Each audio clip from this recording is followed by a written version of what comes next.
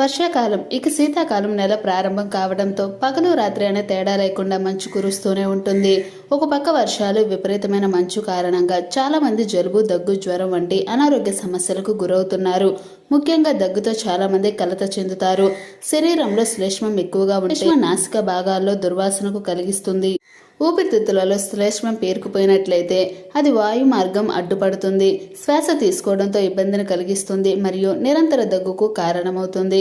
మీకు ముక్కు కారడంతో పాటు నిరంతర దగ్గు ఉంటే మీరు కొన్ని సహజ మార్గాల్లో దుర్వాసనతో కూడిన శ్లేష్మాన్ని వదిలించుకోవచ్చు. ఛాతీ మరియు గొంతులోని శ్లేష్మాన్ని సులువుగా ఎలా వదిలించుకోవాలో మీకు ఆసక్తి ఉంటే ఇక్కడ ఈ వీడియోలో తెలుసుకోండి. మార్గం 1. నిమ్మకాయల్లో విటమిన్ సి ఎక్కువగా ఉంటుంది. ఇది శ్లేష్మ నాళాల్లో ఉండే అడ్డంకులను సరిచేసి రోగనిరోధక శక్తిని బలపరుస్తుంది. తేనెతో శక్తివంతమైన యాంటీ బ్యాక్టీరియల్ మరియు యాంటీ ఫంగల్ లక్షణాలు ఉన్నాయి. ఈ రెండు పదార్థాల కలయిక జలుబు సమస్యకు చక్కటి పరిష్కారం.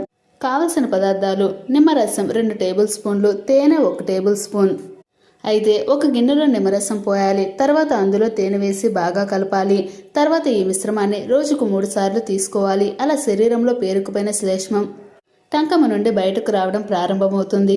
మార్గం 2. యాపిల్ సైలైడ్ వెనిగర్లో యాంటీ బ్యాక్టీరియల్ గుణాలు ఎక్కువగా ఉన్నాయి. ఇది శరీరంలో pH స్థాయిని నియంత్రిస్తుంది మరియు శ్వాసనాళాల్లో పేరుకుపోయిన శ్లేష్మాన్ని రిలాక్స్ చేస్తుంది మరియు శ్లేష్మం ఏర్పడకుండా చేస్తుంది. ఇక మీరు చేయాల్సిందల్లా 1 టేబుల్ స్పూన్ యాపిల్ సైడర్ వెనిగర్ను 1 టంబ్లర్ నీటిలో కలుపుకొని రోజు త్రాగాలి.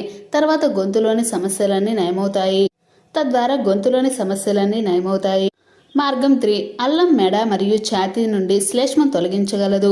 ఎందుకంటే ఇందులో శక్తివంతమైన యాంటీ బ్యాక్టీరియల్ మరియు ఎక్స్పెక్టరెంట్ గుణాలు ఉన్నాయి. అలాంటి అల్లం ముక్కలను రోజు 3 లేదా 4 తింటే లేదా అల్లంతో టీ తయారు చేసుకుని దాన్ని రోజు 2 కప్పులు త్రాగితే బిగుతుగా ఉండే మ్యూకస్ టంకము బయటకు వస్తుంది.